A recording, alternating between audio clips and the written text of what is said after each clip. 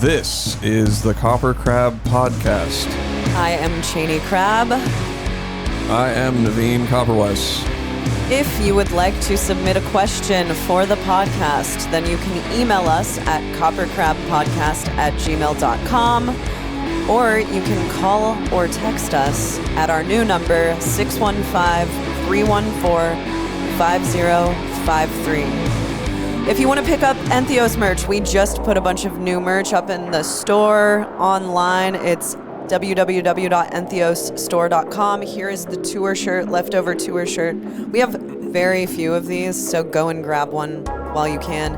Naveen also has on our limited edition tie-dye that we dropped. It's super cool. It's a red and black tie-dye hoodie for those of you who are not watching. Yes, and you can go and grab that from our merch store. We have, these are both limited edition shirts. I purposely ordered a good amount of hoodies so that people could grab them who missed out on the pre-order. So there are still some left. Go and pick it up. And thanks to everybody who has already picked up a bunch of stuff from that.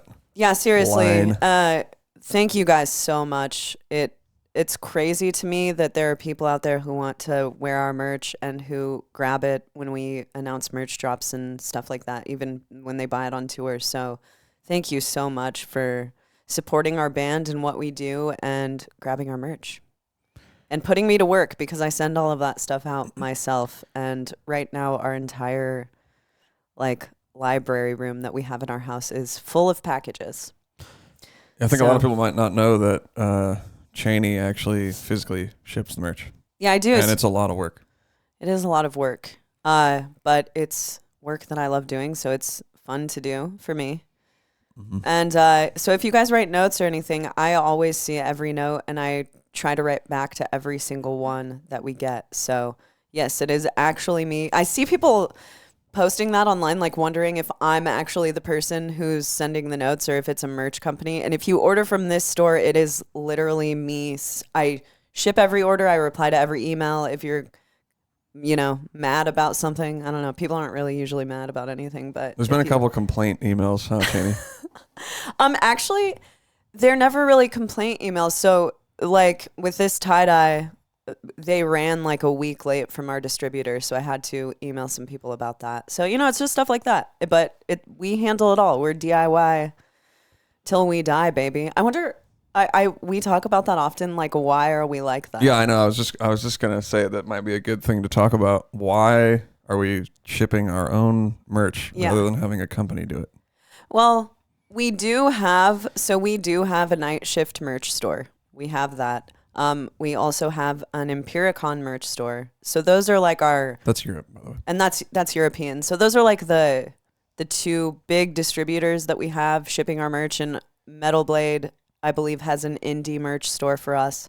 And then we have this store where we ship everything ourselves. And I don't know, I guess the reason behind us shipping merch is because we do want to have a direct connection with people who support our band. And I think that has been a really cool way to I recognize names. I recognized Harrison's name when Harrison hit us up about, helping out with the podcast. Yeah, you were like, did you buy merch? Yeah, because he'd ordered merch. So I keep those names stored in my brain, and then I'll meet people in real life and stuff. And it's just, I think it's a cool way to connect. But beyond that, it's there's just something that's ingrained in me that has been since I was a kid, when I was hustling and, burning CDs for my earliest bands I was in. I would burn. We still burn our own CDs too, by the way. So we still burn all of our own CDs and we just pass them out. All the drawings on the front is just me with a Sharpie. That's what.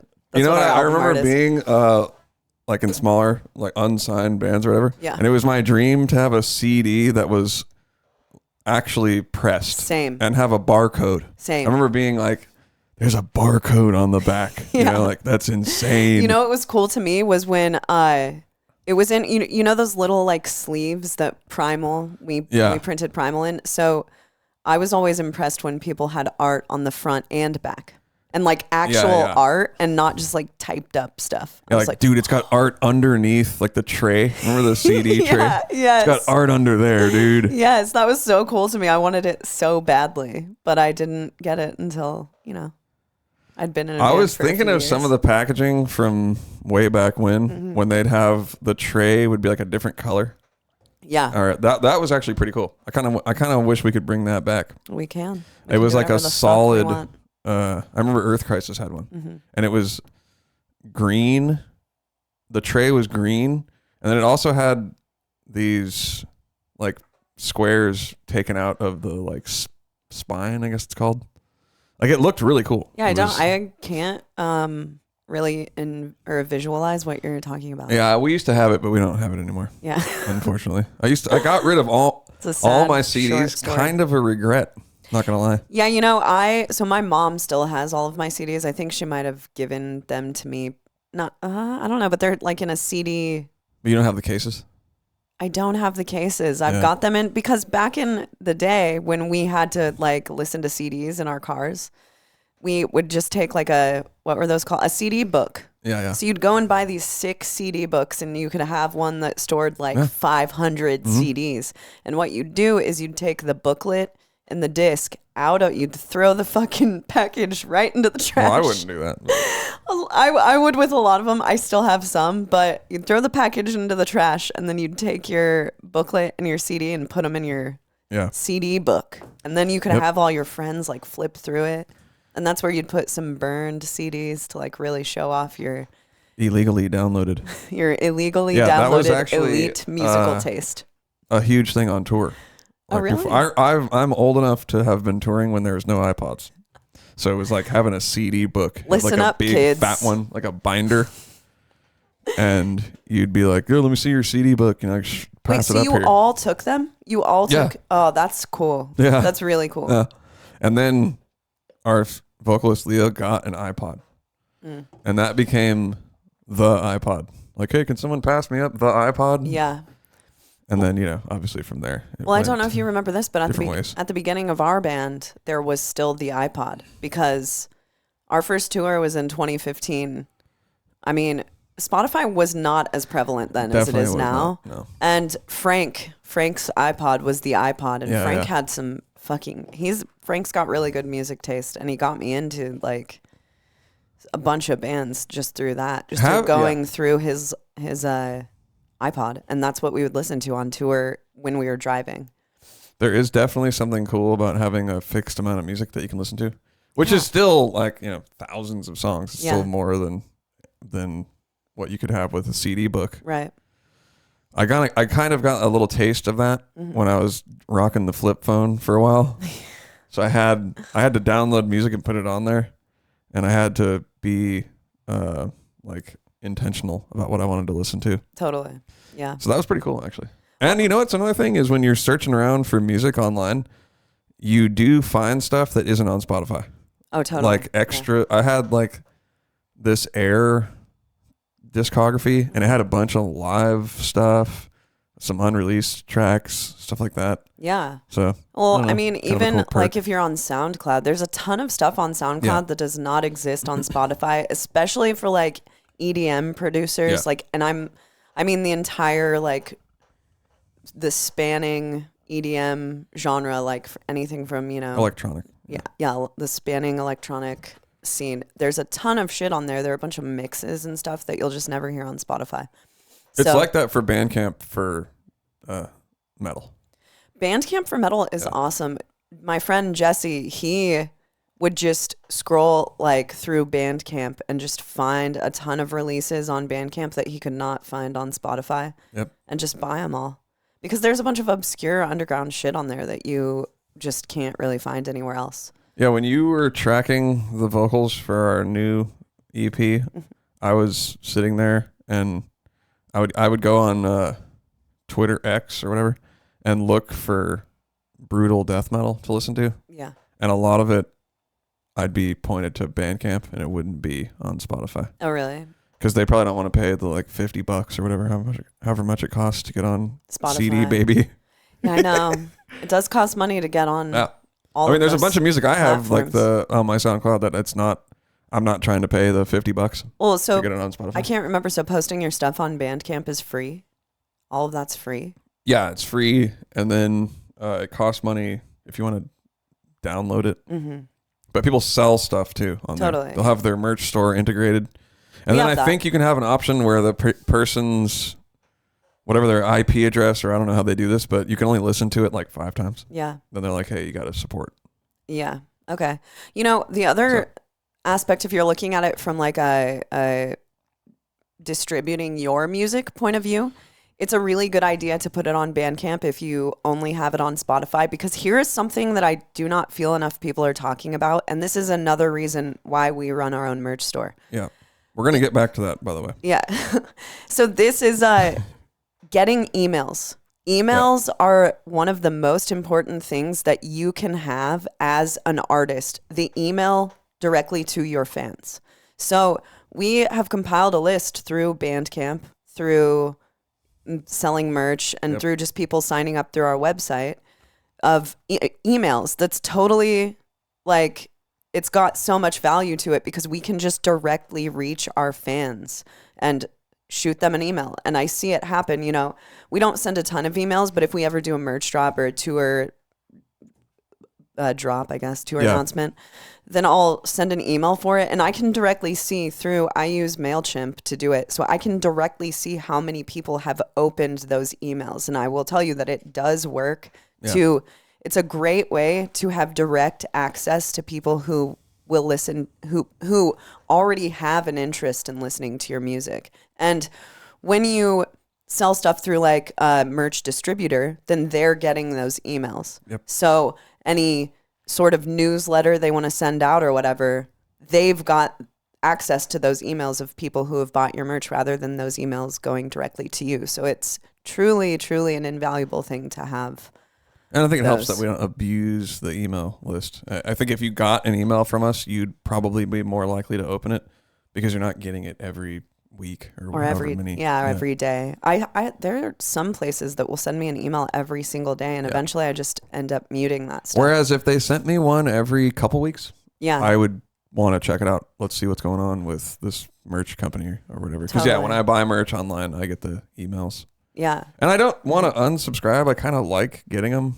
I do too, because sometimes like the subject, it'll be, there's a sale on this specific thing just for you, Cheney. And I'm like, okay, I want that. But that's definitely cool. And I think obviously there's the component of we make more money if we send it ourselves. There's less people to pay. Yeah. Mm-hmm. So that is it's eliminating a third party. And then I think when you get more involved, any aspect that you get more involved with your own band or project, you're just naturally going to care about it a little bit more because it's on your mind a lot more. 100%. And I think that we have dialed our merch in a lot because I run the merch store. Yeah. Like, it's not some thing that I only think about when we get because the way that a lot of merch stores work, you will sell stuff through them and you get paid like quarterly. Right. So it's not just something that I think about, every 3 months when we get a payment from a merch store. It's something that I literally think about our merch store and how to dial in our merch and make better merch every single day. Yeah. So you're working that muscle more. 100%. And I feel like that's the case in many things that we do, and that like with videos, because we shoot videos a lot, you know so much about cameras and lighting and shooting videos. It's the more that you pay attention to that stuff. Whereas if we were to go to someone's house to do these playthroughs and they like someone who's a pro at that was shooting it all for us, we wouldn't have any of this knowledge on how to shoot our own videos. And that has also been completely invaluable to us, because it's like, now we have a podcast. The podcast only looks decent because you know stuff about cameras. So it all works together. Yeah. And then you're able to test more and get the feedback yourself. 100%. So we're if we put out a video or a shirt or whatever, we can see what's doing well and kind of use that as a gauge on where to keep going. Yeah, just dial it in. That's what it's all about. And you don't want to go too far in that direction. Obviously, we're always trying to balance what we want to do and artistically and what we think is cool and also what people respond to. So it's this cool little like balance. Absolutely. And like a dance that we've tapped into. Yeah. And I like it. I do too. It's just the more that you do, the more you're going to dial in every aspect. And then when it does come time to, so what I will probably eventually do is hire someone to handle, aspects of our merch store that I don't really need to have my hand in everything, because you don't want to be like you don't want to be the person who's trying to like do everything and therefore something is suffering because of that. Yeah. So that way, when that stuff happens, like when we do hire someone, we will have the knowledge of that we can hand off to them, which is the overall goal. It's like, I want to know everything about our merch store so that I can just kind of oversee it and not always have my hand in every single aspect of it. But then it's like, I know I like have this knowledge of how to dial in the stuff. And that goes across the board, everything about being in a band. Mm-hmm. We do almost everything, and then we have a good grasp on how it all works. Yeah. So once you start working with other people, your bullshit detector is extremely high. Yeah. Because you did it. Totally. You sold the merch live as the merch person, so you know how to do that. Right. I know how to put together the light show and the backing tracks and all this stuff. Yeah, totally. So, but yeah, we definitely don't intend on doing all this stuff ourselves forever. No, but I think right now we're at a spot where it still makes sense for us to do it. Yes. But obviously, as the band grows more and more, and Chaney and I want to spend our time doing other things, it's going to make more sense to pass it along. Totally. And that would be advice. If someone were to ask me like advice on how to run a band and when to start hiring people, like I think that there is a time when it's way too early for you to outsource those things. Yeah. Like, a band who's selling, say you're selling like 10 packages of merch a month. You don't really need to outsource that to someone else because you're losing money on a very small amount of money in the first place. You want to maximize, the amount of money that's coming in for your band. And that's how you keep a band going. Because any person you want to bring in, any person you want to hire, that's money going out. Yeah. So you don't want to have all of those things, have all of these people working for you before you can even afford to drive to, afford gas to drive to the next town to play a show. I think that's where a lot of people go wrong. And then let's be real, it's kind of a good balance in our band because I'm the I don't want to spend anything guy. Yeah. And Chaney's kind of like, hey, we need to maybe stop being so cheap all the time. So I think it's a good balance that we have in that way because you can get yourself into a situation where I think the danger of trying to do everything yourself is you're not equipped to do it. Totally. And then you're missing out on reaching more people and that sort of thing. So you have to give and take. Yeah. That's what it's all about. Like we before we signed to Metal Blade, we were thinking, oh, maybe we should put out our own album. And our manager is like, okay, so who's calling the distributor to get the song on? It's stuff that I don't even know about. Yeah, exactly. You're like, who's doing that? Who's the product manager? I don't even know what that is. Yeah, they're like, who's the product manager? It's like, what is that? Yeah. Yeah. So sometimes it makes sense to work with other people and outsource. But I think in the key areas and stuff that directly, stuff that's directly artistic in terms of the merch designs and all this stuff, we want to be a part of that. Absolutely. And we want to know what's working and what's not. And we could do it with a company too. There's the plus sides of doing it with a company, or other people are already on their website looking for merch. Absolutely. That is. Whereas we don't have any traffic like that. That's a reason why we have both things going on for us. That's why we haven't stopped having our merch distributed by Night Shift or by Empiricon, because we do want, that kind of traffic as well. But some people don't have the time. Like Chaney and I have sort of made the decision 2 years ago. This is all we're going to do. So we need to make it work. Yeah. We need to have money coming in. Absolutely. We need to do this to survive. So a lot of people aren't in that position. Yeah. So they might want to just not think about it and send it to someone else. The other part of it is that, the way that kids are growing up now and the way that bands are accessed and that you get your music out there is drastically different from when we were kids. When we were kids, that was the spirit. It's, you had to burn CDs to go and pass them out. You had to do more things that were like out and about. And I think that is why that just having that instilled in both of us, because we both are kind of like DIY, from the ground. Yeah. I mean, up touring type things. Yeah. Touring was like, that's how you got noticed. Right. Going on tour. Cheney and I talk about this a lot now. That I don't believe that to be a thing anymore. No. I think, so I do think it's worth not getting too stuck in your ways. Yeah.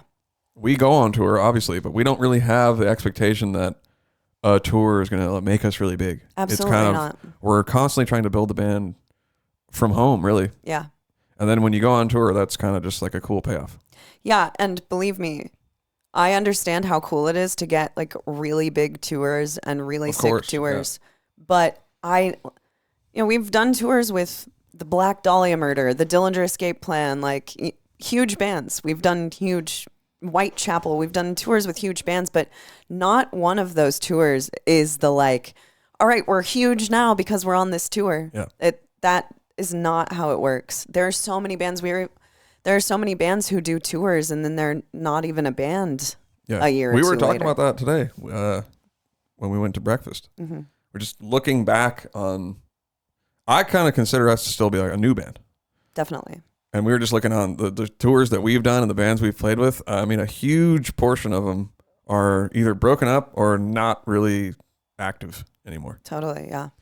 So it's a very hard thing to keep going. I think a lot of people may underestimate that. Yeah. Just the amount of stuff you have to be willing to put up with. And sacrifice. Yeah. Yeah, I mean, it's not going on tour as a metal band tour isn't really glamorous no matter which way you spin it. But we tour in a van, and a lot of the time we're sleeping in a van with 5 other people. And it's like, it's not a super glamorous lifestyle. You have to give up a lot of comforts of being at home. There are some nights, luckily we do this Planet Fitness thing, and we go to Planet Fitness every day, and everyone in our band is way down to do that and go and take showers. But a lot of the venues that we play there are no showers at the venue. So if you're not figuring out something like that, then you don't even get to take a shower a lot of days. And then it's hard to even be in a group of people who all agree we're going to go take showers before the show. Inner dynamic. That's why we run a very strict, what would it be called? Monarchy. Oh my God. But touring is very hard. Touring's very hard. It's hard to keep it all going. So that goes back to the DIY mindset. It's important to make good decisions when you can. And it's important to save a few pennies when you can, and to have the emails of people who like your music so you can tell them you're going on tour so they can come and watch you. And all the little things add up. Yeah. And that's really what we were just talking about this yesterday. We were like, how can we fix the leaks in the system? Yeah. And we're trying to be more tight about when we make the content and X, Y, and Z. We're writing it out on the fridge. Yeah. I mean, that's another thing that we were talking about, is that an important part of making the band thing work is being willing to self-audit. Yeah. You have to, if there's honestly, a part, and you have to be honest with yourself. You have to be really honest with yourself. If there's a part of what you're doing that is not working, or that's not completely dialed in, then you over time have to analyze what's going on and self-correct. I think a lot of the time we try to own up to the stuff that's not going right. Yeah. And it's really easy to tell these days because you have numbers everywhere. Mm-hmm. So if you have if let's say your Instagram videos aren't getting very many views, you're not getting zucked or whatever. It's just you're not making videos that people want to see. And I'm not saying that to be mean. Mm-hmm. This is what we do. This is how we get our band to be bigger. We look over at the Spotify or whatever. If the numbers are low, I don't think the label's not doing their job or people just don't get it or whatever. I'm just like, we're not doing something right here. Yeah. So we need to look at why that is and how to fix it. Absolutely. So we do spend a lot of time doing that. And the same with our merch. Yeah. You know, when we used to go on tour, we definitely didn't sell as much merch. And it was because Chaney and I sort of took a step back and we're like, okay, what's going on here? Like, look at this as a whole. There's no vision here. Yeah. So we said, okay, let's make everything match a certain vibe. What's the vibe? Yep. And for us, that was, we want it to be death metal looking, and then we also want it to be trippy. Mm-hmm. So it's every shirt is trippy and death metal. Yep, it's got to check those two boxes. And Right. Things really turned around for us when there was a time in 2020 where we decided that the band would be the two of us. Yeah. And we had a lot of honest discussions around that time with each other because we knew that in order to make it work, like it needed the vision, the whole thing needed to come together Exactly. better than it had before. Yep. So it's not just about the music. It's about the music, the art, the music videos, what we're putting on the internet, what the shirts look like. Yeah. It's every little detail about the band. It's not one specific thing. It's how's the band look on stage? Yeah. You do have to look over all of those things and kind of dial them in. And I think when I was younger, I would have said that was too focused on business for me to want to acknowledge those things. Yeah. But I really don't feel any less artistically satisfied. I kind of feel more artistically satisfied. I feel way more artistically satisfied. And that's because we've just sort of identified what we're doing. Yeah. And then we can really get creative and really lean into those things. Yeah. And we're doing it with everything, the music, you name it. Yeah. And it's really helped. It's really helped it be more fun for me because I do think it's kind of fun to have certain parameters that you're working within. I think that is fun rather than just go, okay, sky's the limit. We're just going to do anything we feel like today. Yeah. So I think it's actually fun to have a little bit of structure. Yes. And then within that structure, I'm getting as creative as I want. And then I'm also over here seeing how it's like a game and it's sort of affecting these numbers over here. And that means that more people are enjoying what we do. And that is freaking, as a whole thing, I think that's just so much more fun. I agree. I personally feel way more artistically fulfilled because now it's like every part is something that like fits together and it's like this cool package of like exactly. And I feel like I feel like we're thriving doing all of that. Yeah. Like focusing on the band in that way. So that's something to think about. I think it's a very it's a game of looking at everything as a whole, trying to make it all work. The other thing is, it's important, like one thing that's been big for us is just in bands that we go on tour with or just friends of ours who are in bands, we listen to people's advice. Like it's just fun to learn from other people. Yeah. It's fun to hear what someone who's really succeeding at something has to say.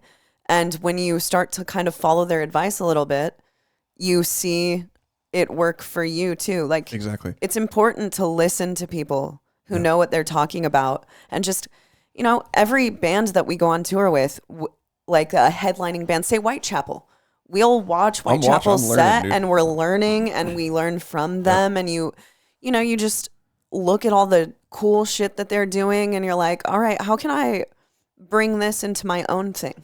Exactly. So that's a whole nother aspect of it as well. And we've been really lucky to have some amazing friends who have a lot of good advice to give. And totally. Yeah, it's It's all just, you have to assess the situation. Yeah. And a lot of it is like just kind of being too proud, you know, for me. Maybe in the past I was more that way. Like, for example, whenever I would hear like anything business related talk, I would just like shut it down. Like, okay, I'm not even going to go there. This is dumb. Yeah. You know, this is stupid. I'm not into music for that. But that's not really being creative. You're kind of denying yourself this whole other side of things that you could be being creative with. Yeah. So, and then another aspect is pride. You're kind of like, well, I've been doing it for like this for however long. Yeah. So it's like, okay, so what? See, you know, like, I'm not too proud to learn from other bands, like you said, that are younger than me. Maybe they've been a band for less time than what I'm doing, than how long I've been going. Yeah. That's okay. I don't care. Doesn't matter. I don't care either. And I think that, you know, some people get very caught up in the ego side of it. And some people like are unwilling to change. Like, here's something that I saw a lot. When playthroughs started becoming a huge thing, there was one side of my friends, and it tended to be the older ones who didn't really want to do, they're like, well, that's not what I came up doing, these dumb playthroughs, and I don't want to put myself on the internet. Who wants to watch that? And it's like, well, now we've seen people who put themselves on the internet succeeding over people who... They're making a living off of what they're doing Making online. a living. A lot of them don't even tour. Yeah. And they just make a living off of that. Exactly. And the people who have refused to kind of, you know, I'm not going to change and follow the new trend. Those are people, a lot of those people I've seen like not improve what they're doing. And a lot of them just don't even tour anymore, you know? Yeah. Or the ones that are doing fine. And I'm not like calling anybody out. It's just like they're used to doing things a certain way, and it is working for them. Yeah. And that's great. A lot of people that are my age, 40, and, you know, a little bit older than me. I'm not 40, I'm 38, but my age and older, they have, and they're in a big band. It's working for them. Mm-hmm. But I'm like, why not do what you're doing and then add in a little bit of this new stuff? Totally. And then see where that goes. Totally. Like, for me, it was honestly so fun to accept that, hey, this is where things are going. You need to be making videos and taking advantage of this newer stuff. Yes. It's been so fun to see where it's gone. Totally. And it's been like, it's transformed my life in terms of how the band operates and the success that we're having, quote unquote. And when videos and stuff like that first came out, I thought it was dumb. Yeah. I honestly remember when people started doing a lot of playthroughs, I thought it was stupid. Yeah. That's where I was at. Yeah. I just was like, why would you want to watch something online? Just go to a show. Yeah, totally. And you know, that held me back. I could have been one of the first playthrough people. Yeah. You know, I've known how to record longer than a lot of people. And I missed the boat on that one, to be honest. Yeah, I just think that there is something to be said. Like, it's important. I'm not saying to like completely change who you are to appeal to a trend. Of course not. But I think that when trends come along, there is always something to be learned from them. Yeah. And you don't want to be the boomer who refuses to change your ways because you're... No, we're doing I'm not going to do what those kids are doing. It's like, well, you know, sometimes the kids are onto something, man. Definitely. I'm always watching. Yep. You have to. But you don't want to come off like a boomer with like rhinestone jeans type of a situation. Yeah, no, you don't want to do that. So. Harrison, you want to read these? Yeah, we're going to take some questions today. Yeah, we are. And before we take questions, I forgot to mention that.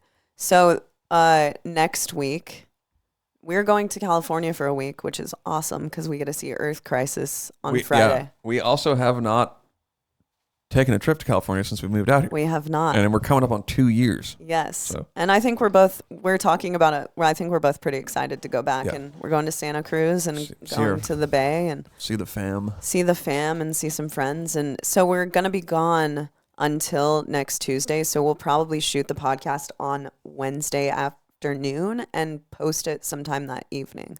So just so you guys know. And also, if you are planning on going to these Lorna Shore Christmas shows that we are playing with Lorna Shore and Currents and Rivers of Nile and Varials, go buy tickets right now because the New Jersey show, 2,500 tickets have already been sold and it is sold out. So if you missed getting a ticket, then you missed the boat on that one and we won't be seeing you for Christmas. But luckily the other 2 shows are like within 2 hours of each other. So go pick up a ticket. Those shows are going to be crazy and so fun, and we can't wait to see a lot of you there. Good times. All right. So now we're going to answer some questions. We need a question. A jingle? Yeah, a little jingle. All right, I can do that. Question time, question time. That was to Dragon Tales. Yeah. Right. All right. First question is from TJ. I have a new death metal band in the works, almost ready to play our first show. We're having trouble getting a logo that we're happy with. We want it to be sick and look pro. We designed one ourselves, and now that it's done, we're not really sold on it. Any suggestions on what to do or who we could get to do it for us? That's a really good question, because finding a making. logo next to naming your band, finding a logo is the second most hard part of starting a band. Yeah. That's a good question. That's a really good question. And I would say, honestly, if you do not like the logo that you have, go and check out some bands whose logos you do like. And a lot of the time, those you can just, look up the artist on the internet. Yeah, and it's usually not very much money to get a logo made. Yeah, it's logos something aren't very that you expensive. use for your whole band's career. Exactly. We have 2 logos. So we have a metal logo, and then we have our sort of slick logo. Yeah. I think that works for us. The slick We didn't want to have just the metal logo all the time, but we wanted to have a metal logo for metal looking merch. Mm-hmm. So I think that's cool having the 2. But when everybody. we're doing like so the plain font logo, which is on both of our shirts right now, that's what goes on like our flyers, and it goes on some shirts, but honestly we don't use it on we use the metal logo on shirts a lot. Yeah. But that's kind of like our slick corporate. And to be honest it goes with you, on our album like covers that too. logo, I didn't really like it. I didn't like it either. I still kind of don't like it. So the chances are, and a lot of people are like that. I talk to a lot of bands. They're kind of like, yeah, our logo sucks. So that's true. It might just be the type of thing. Just go with the shitty logo, and that's just what you got. Or you can be like Sangui Sugi Boggy and get like a crazy logo that no one could ever fucking read in a million years, but you look at it and it's Sangui Sugi Boggy. Yeah. So. Oh my God, this reminds me. In the Discord, they were talking about Barry. So I got in the Discord this week for like the first time in months. Barry from Look What I Did? No. Oh, Barry. They were talking Canada. No, they were talking about the Canadian show, and apparently, so they were like, whoever your Canadian friend is who said that he'd never heard of Barry was pulling your leg. And for the record, that was Dean Lamb from Archspire who told us he's never heard of it. Maybe he was pulling my leg. They said that it's like a huge city of 250,000 people, which I never would have guessed from my vantage point where I was. Okay, maybe he just said that he had never played there. Oh, okay. Or the story's changing here. Misquote. Fake news happening. Well, it did have like a small town vibe to it. It definitely did. It totally did. It kind of reminded me of Des Moines. It reminded me of Des Moines precisely. Yeah. I was like, all right, I'm with my Canadian brethren right now. It was a sick show, dude. It was so fun. But yeah, I would say if I could do it again with the logo. I think that also, sorry to interrupt you, I think that that Barry venue is haunted because we went and looked, like we went into the upstairs and it was all like just open, weird area, attic area. And then we walked into this certain like hallway space and there were weird plastic bodies laying everywhere. It was spooky. I finally got one right on the timing. Vampire Weekend, spooky, scary. It was that how spooky. It goes? I don't remember that one. Or a werewolf. It's Werewolf Bar Mitzvah. Do you know what I'm talking about? Tracy Morgan on 30 Rock? Yeah. All right, anyway. Werewolf. So back to the logo thing. Yeah, I can't say that I would change our logo, but I'm not. No. I don't see our logo and I'm not like, oh my God, what a hype logo. I love our logo. And I guess it also really depends on what kind of band you're in.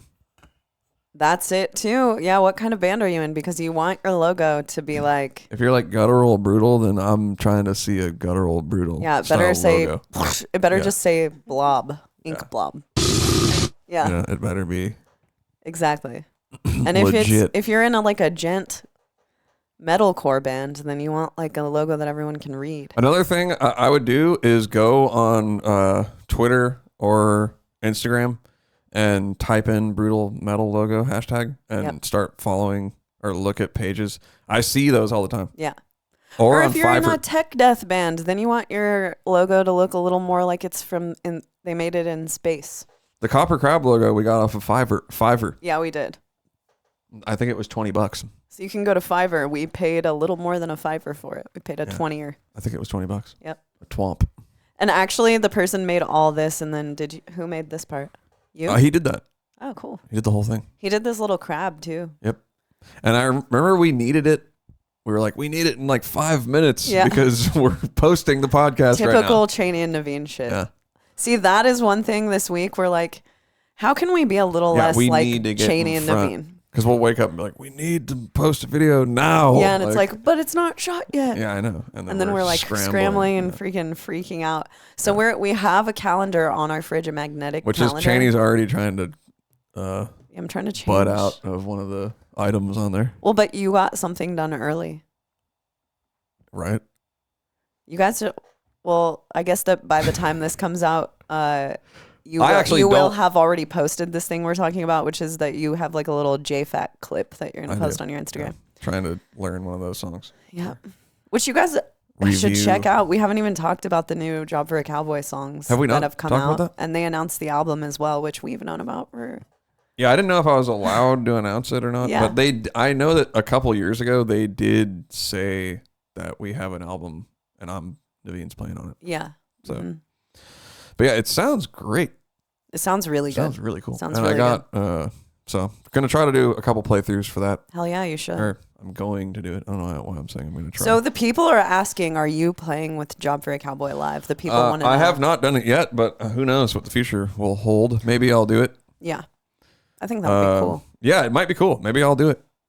I at first I was like, no, I'm too busy or whatever. But lately I've been trying to say yes to more stuff and stop turning down every cool opportunity that comes my way. You know, we have a friend who on tour was telling us that there's a year where he just said yes to everything. Like if someone asked him to go somewhere, he was like, yeah.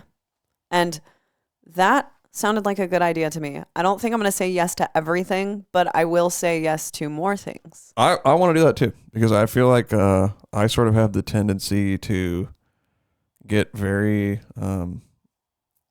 habitual with my life. Yeah, me too. So I'm just doing this and that's pretty much it. Right. So I think it is good for me to do that. And I want to start doing that more with other projects and stuff like that. Totally.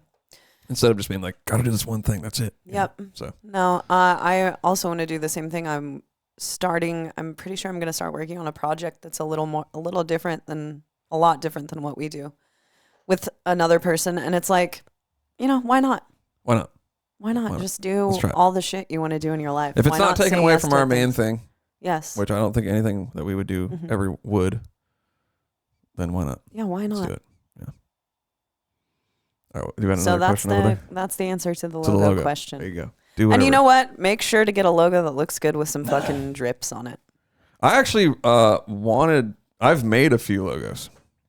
That's actually something I wanted to get into. Yeah, that would be cool. So maybe I'll make one for this guy. Yeah, what's the name of your band, man? Up. If they pay me $100, I will make them a sick logo. Okay, for $100. Now at first it sounded free, so no, it's not gonna be free. $100, that's pretty cheap. All right. Here's the next question. I can send over some of my example logos that I've made. If they want. Does have a portfolio. That would be kind of cool, dude. Just saying. See, that's what we're saying. We're saying yes to more things. Yeah, and I've been wanting to practice my logo making, but my iPad pencil hasn't been working. You know what else? That's why I haven't been doing it. You know what else I want this guy to do is send us the logo that his band drew. Yeah. Let's see. I want to see how bad it really is. Yeah, show us the logo, dude. Because it might be sick. Release the documents. Yeah. Because here's the thing. You're going to be overly judgmental of your logo. Speaking from experience. Yeah. Because the ENTHEOS logo, if we would have listened to ourselves on that one, we wouldn't have probably even used it. But it's been our logo for 10 years. And I actually do like it. I know I said I didn't. At first, I was like, I don't know. But now I'm like, one. really. It's that one that I didn't like. Yeah, I'm talking about this one, but now I really like this one. Yeah. Me So. too. And another thing that's cool about that one is when it's on a flyer with a bunch of other bands, it's like bold, stands out. Exactly. Which is what we wanted. So, assess what you want in a logo. And then, like we said earlier, you got to dial all of it in. Assess what you want. So what kind of band are you? That's probably the first place to start assessing. All right. Next question. Burning the Hive asks, Cheney, would you ever do vocal lessons? Asking for a friend. Speaking of only saying yes to some things. Yeah. No, I'm just kidding. I've done vocal lessons before. It's not, I know how to use my own voice, and I can tell you how I use my voice. If there are things like that I can assess when I see someone scream, and I can tell like what they should change a little bit. But as far as being a vocal teacher, I am not a professional vocal teacher, and I don't want to teach someone something that isn't like, that's just kind of like, how I do it. So I don't really feel comfortable. That's what they want to know. They just want to know how you do it. True. They don't want to know the Harvard way of doing vocals. That's true. So, it sounds to me like you're saying no to this. I may say yes to it. It just kind of depends if I have the time. I'm not $100. against doing $100. It's not $100.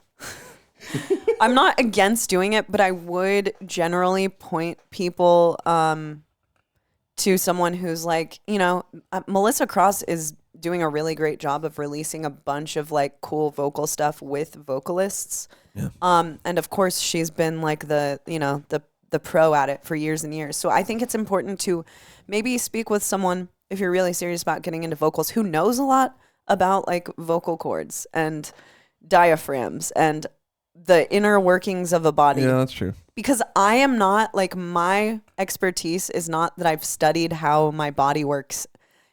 I just do what I do. Yeah.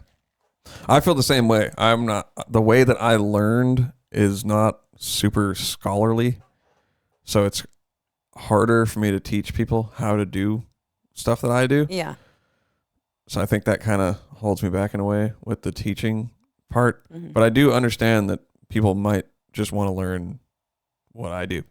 Totally. So it really depends on what you want to learn, I guess. It's a laziness factor for me personally. I just don't want to set up the stuff to do an online lesson. Straight up. If it was set up, ready to go, I'd be like, all right, student, we're doing lessons. Yeah. But I'm like, okay, I gotta move the cameras and get on. I'm not set up to do it. Yeah. That's the problem.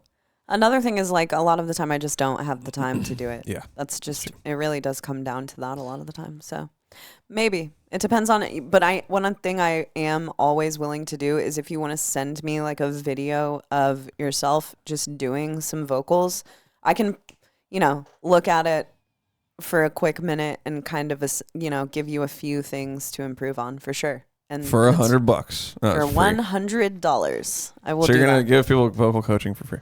That's what you're saying. So be sure to Venmo me. And then once I see the Venmo, then I'll go to my messages. Okay, so honestly, if I was a vocalist or a guitar player, I'd be like trying to do lessons all the time. I'd be like, let's do it. Come on. Mm-hmm. But, with drums, I think I'm just making excuses. Yeah. There was a time in my life where I would do a lot of lessons. And it I don't know. At the end of the day, you got to do stuff that you're passionate about. I'm not. For sure. The other part of this is that if I'm being completely honest, I'm not passionate about being a teacher. Yeah, me neither. I'm passionate about making art. Yeah.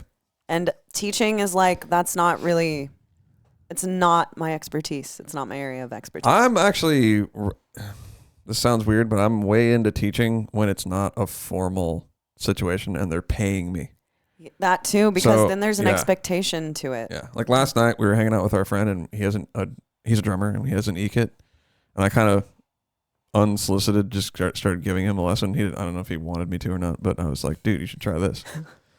And that was fun. And I do that for people like friends on tour and stuff. If they're like, hey, how do you do this? I'll show them. Totally. And that's fun for me. Mm-hmm. But yeah, when I'm on the clock giving a lesson, I'm not that stoked about it. Yeah. But I do like showing people stuff, and I really enjoy when it clicks for them. Yeah. It's like really satisfying. Totally. So So maybe. Hit me up. Yeah. All right. Next question. Shrines of Paralysis asks, am I the only one that's been wanting white long sleeve metal merch?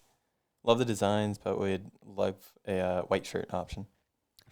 Well, maybe we should do that. We had one white shirt on Tech Trek, but it wasn't long sleeve. And it sold It did really well. It was kind It of... was the only white shirt on the tour. It was the...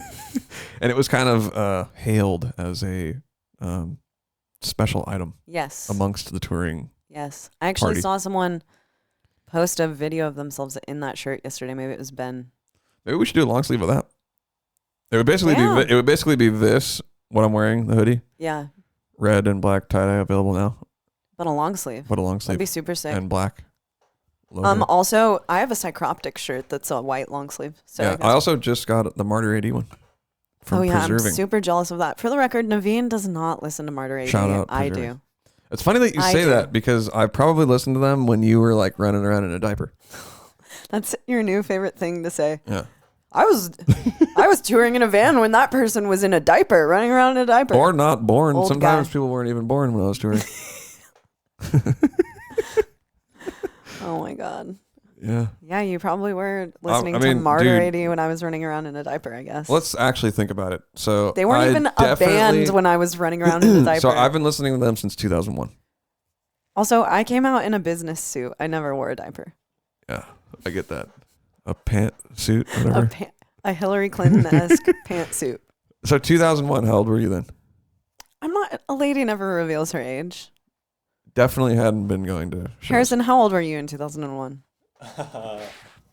Okay, so That's Harrison was quite That's literally how old in a I diaper. was then. That's how old I was. Oh, you know what was cool that I I listened guess to when you're this 5, week, you're you not guys? wearing diapers. You know what was cool that I listened to this week? So the Osbournes have a podcast now, which I just found out about this week. And their episode, which was episode 208, so they must have been doing it for a while. Yeah, I know, that's crazy. It was about Ozfest. And it was so cool to listen to. And I wish that it's crazy, like touring metal festivals it's not really much of a thing anymore. Well, it's just, it doesn't make any sense, economically speaking, Yeah. because the big headliner band can just play that venue oftentimes. Yeah. Without that's the true. 20 other bands. That's true. That's why there's no Metal Fest touring anymore. Yeah. Sad. Mm-hmm. But it was a really cool thing. I never got to go to Ozfest, but I always wanted to play. But I did watch Battle for Ozfest on MTV, which That's the isn't same that thing, crazy essentially. that like MTV metal did kind of make its way into the mainstream. Yeah. Like MTV was Fuck yeah, playing pretty heavy new metal Yeah. bands. I mean, I talk about this all the time. It's kind of like a broken record thing that I say. Think about it. TRL, Total Request Live. I don't Yes. know if that's still a thing or not. I don't think so. It was a big show on MTV. Probably the most popular music show, the show that played music still. Yeah. I mean, Korn was number 1 on it. Korn was a bunch number of 1. times. So that's like they beat out like, Britney Spears. and that's heavy music in comparison to what is on the radio now. Dude, I would come home because TRL would be on at like 3 every day right after or maybe 4 right after I got out of school. Yeah. So it's like I would come home every day and just watch that shit religiously. Yeah, I would watch it every day. Yeah. I All would right, watch next it. question. Next up is from Lycan Lord. Thoughts on bands performing covers live, even if they have more than enough material to finish a set? What's up, Lycan Lord? We met Lycan Lord in, it was the last show. It was Ottawa. Oh, really? Yep. I remember meeting him. I just don't Yeah. remember him being in Ottawa. Yeah, it was at the pool table place. Oh, okay. Yeah. Okay. Yeah, I was thinking it was the day before that. Covers are cool, man. Why not? Yeah, I think it's Why cool. not, dude? I think it's cool. I think it can be a special little experience. If it's a with- good song. Yeah, and if they can play it well. Yeah. Fucking go for it. There's a band, I'm going to bring this back to myself. There's a God. band right now called Tsunami. They're really big, hardcore band. They play an Animosity song. Yeah, and it they seems do. like they play it a lot. Yeah, it seems like people might not even know that it's Yeah. an Animosity song. They have a just think recorded it's a version of it. Tsunami song. Yeah, and it's from our first album. It's called So, Fake Blood. Yeah. Isn't it? It's a mixture of 2 songs. Okay, so yeah, they took the intro from the album and tacked it onto that song. Gotcha. But I am like, yeah, it's really cool to see. It's too bad Tsunami is not playing a show in the Bay this weekend. Yeah, and they play bigger shows than Animosity ever did. So it's like it's definitely their song now. Hey man, that's cool. That's really fucking cool. They're a sick band. I support it. They're hella heavy, and that yeah, I like. What's their drummer's name? Benny. Yeah, he's sick. His snare goes ping ping ping. Yeah, he's ping. a really good drummer, and I've never met him in person, but he seems like a cool guy. Yeah, we want to meet you, Benny. If actually, they're from Santa Cruz, right? I think so. Maybe. I should hit him up, see if he wants to. Yeah, dude, meet let's up. fucking go hang. Yeah, that'd be cool. Shout out to Benny. Yeah. Benny Tsunami. That's Benny what we Backwoods. call him. Benny I Backwoods. think that's what he is on Instagram. Oh, really? Yeah.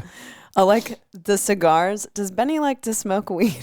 Yeah, That's something only stoners catch on. I was like, No, he smokes publicly weed. Oh, okay. Yeah, I caught on to Benny that Backwoods. as a fellow stoner. Yeah. The blunt variety, I think it is. Which I saw the guy who, God, I can't remember your name. I'm so sorry.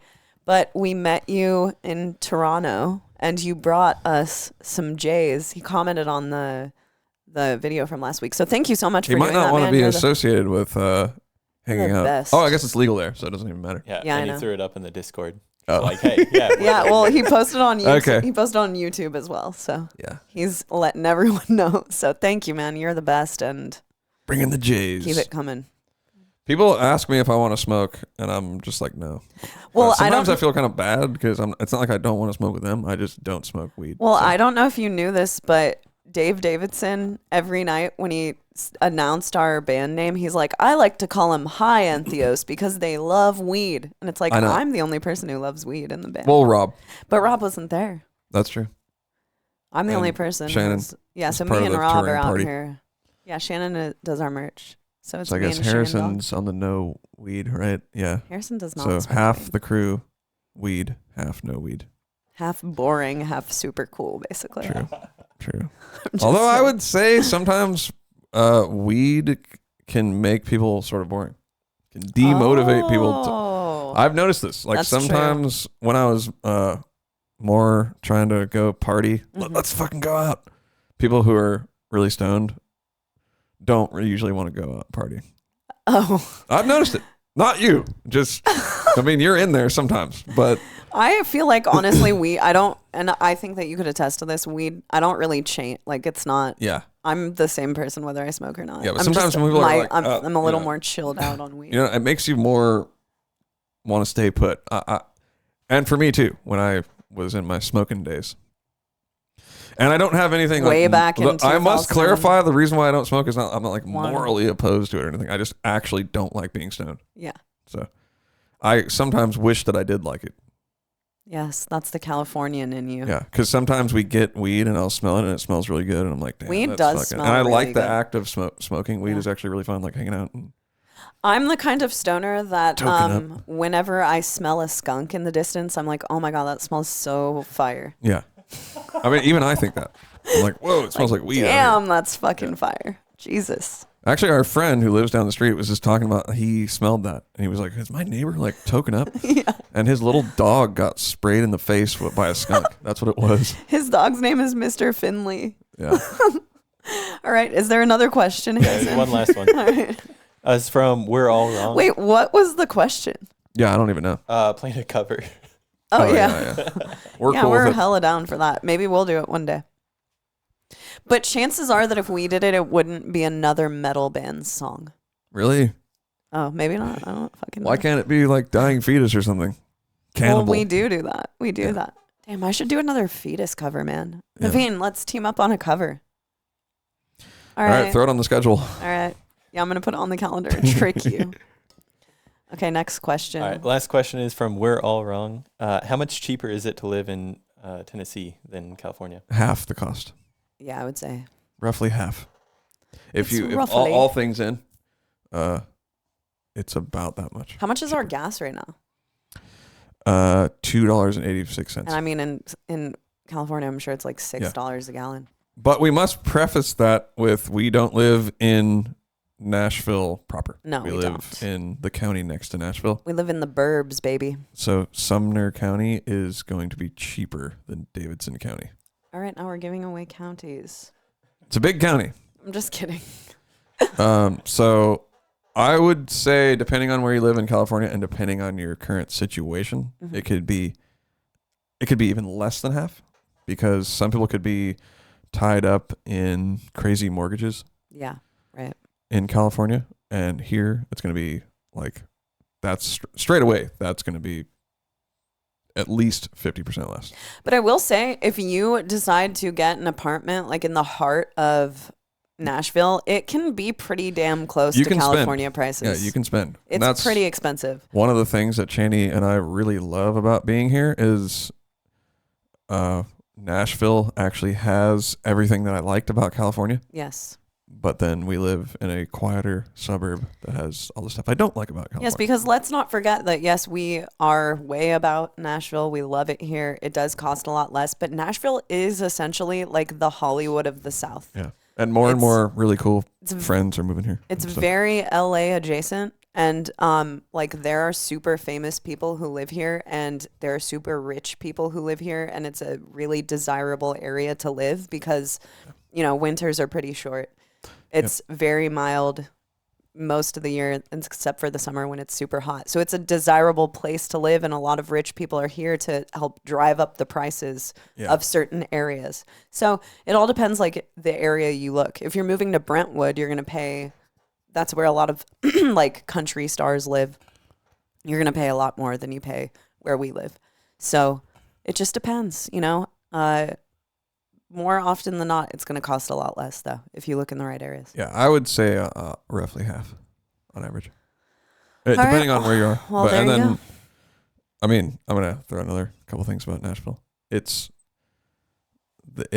a city whose infrastructure is based around music. Right. So, I mean, if that's not fucking cool to you, then I don't know why you're listening to this podcast. Yeah. I mean, it's the coolest thing ever. It is so fucking cool. Like, it's the coolest thing ever. When we recorded with Mark Lewis. He lives literally down the street. Mm-hmm. Anything I needed, Meinl's here. I literally went to Meinl the other day, just drove over there. There's tons of rental companies you can rent any piece of gear you can think of. Yep. You know, Mark wanted these specific mics and stuff. I went and picked them up. Yep. From their studios that are huge, and they all have, a lot of them have like a rental side to them. So, I mean, come on. Even with what are you thinking? Even like tour bus companies they're here. They're located here. We see like down the street from our house, there are tour buses pulling in and out all the time because there's like a tour bus storage place. So if you're interested in music, cool. I personally like even LA. LA's cool. LA is really big. And the traffic in LA, it's like if you're doing something in LA, that's what you're doing that day. I know. Even if it's just like grocery shopping and going to the gym. That's like what you're doing that day. Huge portion of your day just to do that. So Nashville, if you are a musician, it's, I would say, one of the, I don't know, 2 or 3 places to be. New York, LA. Yeah. And then the metal scene is really growing here. Yeah. A lot of our friends from LA that are in metal are trying to move here. Yeah. I'm not going to call them out right now, but a couple come to mind. And I would like for more people to move here. Me too.